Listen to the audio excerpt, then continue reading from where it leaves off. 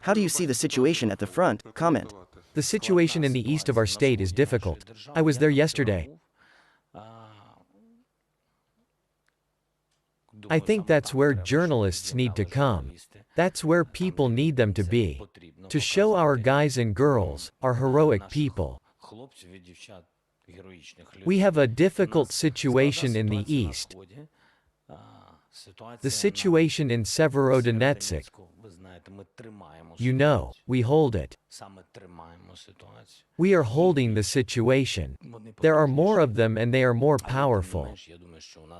But, nevertheless, I think we have every chance to fight in this direction. As for Kharkiv, I think, you know, there are more positive things there. Step by step, our small villages and communities are being deoccupied. As for Zaporizhia, I think the situation is the most threatening. In the Zaporizhia region, due to the fact that some part of it is occupied, and the enemy, as we understand from both public and private interceptions, wants to occupy Zaporizhia.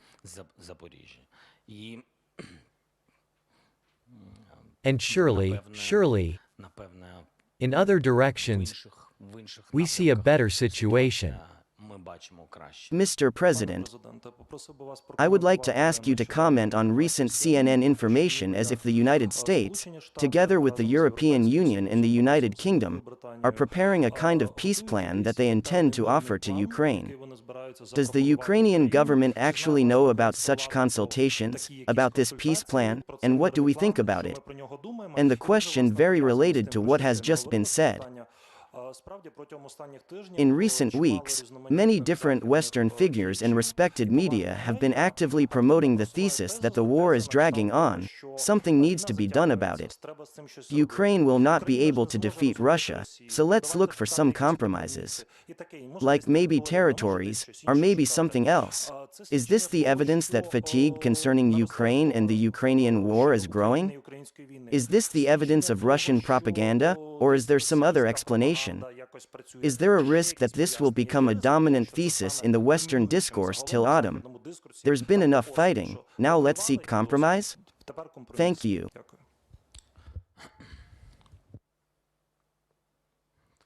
It seems to me that you gave an answer to your own question. All these risks that you mentioned, I'm serious, that's what happened. With a joke, but I replied seriously now. I believe that all the risks you mentioned are there. Regarding the reaction of certain states, we must not allow this. We must work with all European countries, world countries. There is such a narrative. I heard about it just like you did. I do not know of any negotiations about the plans that were mentioned in the beginning of your question. None. Such negotiations are currently at zero. Of course, everyone really wants to push us a little bit to some result, to the result that is unwanted for us, because nobody asked us as of yet how we see it. This result, however, is desired by certain parties. They probably have their own interests, different, both financial and political. Fatigue is growing, people want to achieve some result. And you and I want to achieve the result that works for us. So I did not discuss with them the structures for resolving this war with a positive result for us. Mr. President, I just wanted to talk about the Azov people, what we said at the beginning about our information fight. And this is the topic that should be on the daily agenda. Therefore, we understand that this is what the Central Intelligence Agency is doing now. But we wanted to clarify what is happening right now in the negotiations, because that party, Russia, said that the trial will take place on June 29. And let me refer to international politics. Boris Johnson. Italian newspapers write that he has been working for a month to create a new security format, which will include Britain and Ukraine, Poland, Lithuania, Latvia and Turkey. Did Ukraine receive this application? How do you see the alternatives to our attempts for the European Union? Or are we still waiting for the decision to be taken on June 23, when it will be? June 24th. First, there are no alternatives to our membership in the European Union, and there were even no proposals. We wouldn't consider it if there was even a proposal. But there was not even an offer of such alternative. The alternative was in regards to the security union. Regarding security, this is definitely not about the European Union. The alternative of the European Union has definitely nothing to do with Johnson. What I have seen and, according to the signals we constantly hear and know about, there are some European countries that do not want Ukraine's candidacy and Ukraine's forthcoming membership in the European Union. They promote the idea of some alternative. We have made our position clear. We do not need an alternative to the European Union. We do not need an alternative to candidacy for Union membership. And we do not understand the unwillingness of some states. Their unwillingness to offer us a candidacy for membership in the European Union. They find something, one reason or another. I think these are political excuses. Now, as far as Johnson is concerned, with whom I never talk about the European Union, because he has nothing to do with it. We are talking about the security union, but only concerning the framework of security guarantees for Ukraine.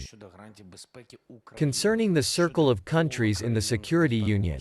Yes, we talk about this is true. And structure-wise, we are currently working on the security union. Also, in parallel with the sanctions platform, we have a security platform led by Rasmussen. Today they are talking, and Andriy brought together certain specialists. They are now working on security guarantees for Ukraine. And this is not only for Ukraine. I think in principle it is needed for Europe. But this is not an alternative. This is what we need.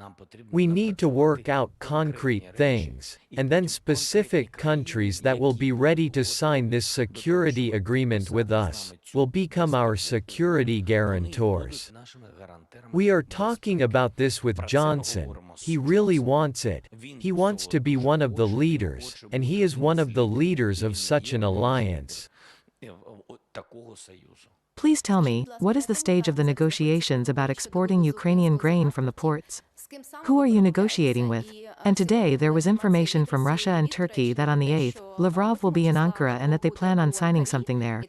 Please tell me, is Ukraine invited to this meeting or does anyone plan to be there? Thank you. I was not invited. The Minister of Foreign Affairs as of today has not been invited. There are talks that Turkey may be a mediator in this blockade of Ukrainian ports. I talked to President Erdogan, and we talked about it among other topics. Because there were many topics we discussed with him. And we talked about it. It is important for us that we are ready to ship grain. We are now breaking the information narrative of Russia that the shortage of food is caused by Ukraine that does not export. This is not true, you know this very well, but they are spreading this narrative precisely in those countries where there is a shortage. African countries, in Asia, even in Europe, everywhere. We need to have a safe corridor for ships, so that the fleet of one state or another can ensure we export this grain. That's all. And we discussed this with Britain and Turkey. Turkey is now searching for a means to provide us with guarantees. This is true. I think that's why they are meeting with the Russians, so Russia gave them guarantees that nothing will happen to their ships. I think so.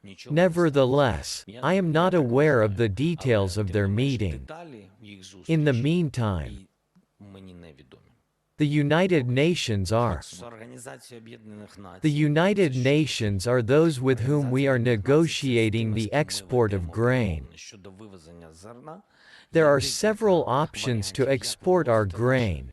We are discussing it with close countries and the Baltic countries and with Poland how to export a small amount by Ukrainian railways and by rail further. But it does not work for us and for these countries. And there are risks of shortages associated with the long time of export. Therefore, this is one of the directions. The other direction is ports, and this is most important. This is the priority.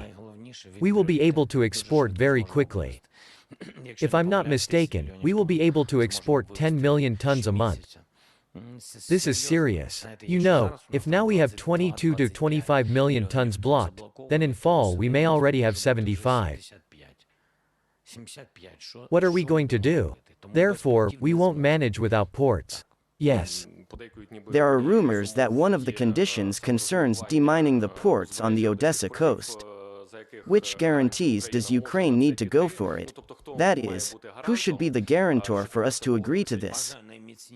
I think the strongest guarantee is that our appropriate weapons are deployed in the region of the corridors to port for the export of grain. We are working on it.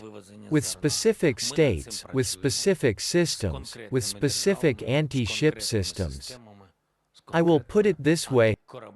We are working, and little by little, we are already getting it, I can say that. I believe that these are better guarantees, because things may turn different as far as the fleet of the Russian Federation is concerned. We are not threatening with these systems. We just say we are ready to respond very quickly. As for other guarantees, these are countries we can trust, which will have agreements with the Russian side. These countries should really be our partners, who are ready to take risks. Really take a risk. And more guarantees, apart from the countries and the United Nations, and the concentration of our weapons near these corridors. I do not see any other guarantees. I don't see them, I don't believe in them. Honestly. And to be even more honest, I strongly believe that, as soon as we install these systems, we will install them. Very soon, I believe that will be the strongest guarantee. You have already mentioned the list of individual sanctions by the Yermak-McFaul group. If I am not mistaken, what are the prospects for their implementation? What effect can it give? There are no complex issues about oil, gas. They might be, to an innocent mind, quicker to implement. And, if I may, with regard to grain export, Putin, with his accomplice Lukashenko, offers the Belarusian alternative. Is it not considered at all, or does it appear under some consideration? Individual sanctions are just as complex as any others, as embargoes, too. There was a certain church figure of the Russian Federation, and it turned out to be more difficult even than the oil embargo. That's why I wouldn't say so. I think it's difficult, but these are important steps. These are the evidence of blocking, that we are not standing still. Blocking of assets goes on, etc., many things. Assets are blocked. You can't just do it. There is a complex legislative process, different in each state. When talking about blocking, it's not just that we, good guys, started blocking some real estate property or some accounts. That's not enough. We don't really want to block something, and then see someone using it. Because we are blocking not just for no reason, because we are, as they say, very harmful. No, we are not just very. We are very, very harmful. So we are blocking because they took a lot of this from us, took a lot of money. People, homes, businesses, big money, these need to be returned.